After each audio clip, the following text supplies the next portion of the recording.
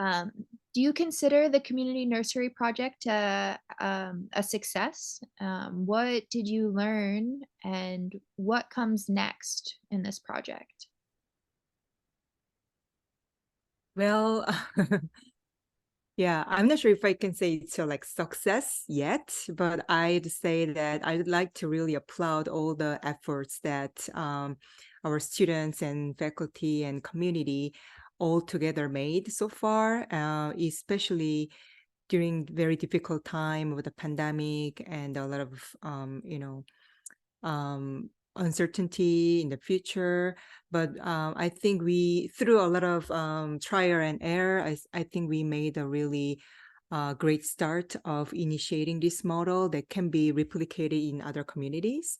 So I think also there was a lot of great learning experience for students, that how we engage with the community, especially those who are most vulnerable in our town, and the importance of community engagement in the project, and how we can incorporate the voices from the community into the project.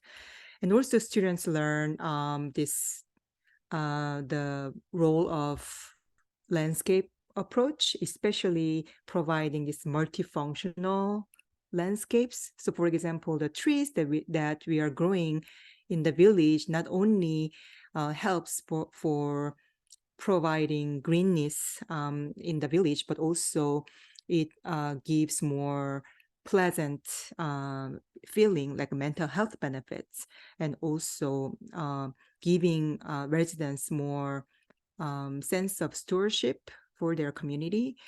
And also the cooling effect, like a microclimate effect. Yeah, so there are like environmental and social and economic benefits that when we sell those trees for the revenue generation. So I think students and also the villagers were able to see the multifunctionality of those landscapes that we co-build.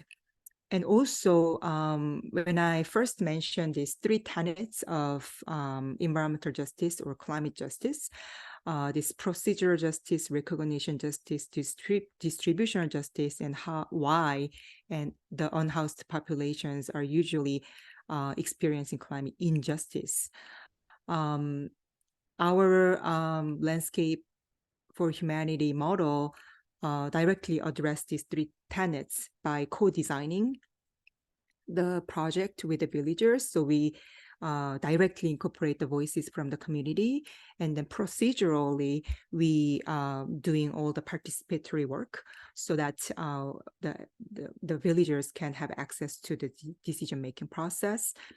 And distributional, we are filling this green amenity in the area that are significantly lacking those green amenities. So I think we are addressing those three tenets through our project. And also this project is not only the villager as a receiver of the benefit, but also it's a giver to the community, because the trees that they're growing are used for planting trees in the local community in Eugene. And so, for example, our first sale was the local environmental group, Eugene 350. They purchased our first group of cohort of the trees for their local planting project.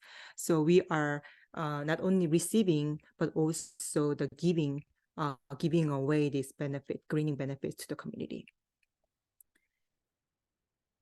So I cannot think of this project without all our wonderful students and faculty and our community partners.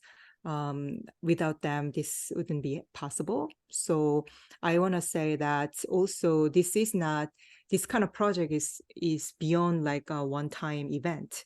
We need continuous engagement for trust building, and for this kind of project to move forward in the community that people are actually living.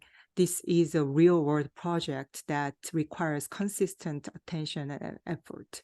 So that's also one of my lessons learned, that this kind of actions requires a lot of efforts in mobilizing resources and compassion, and also action through our research and teaching and community service.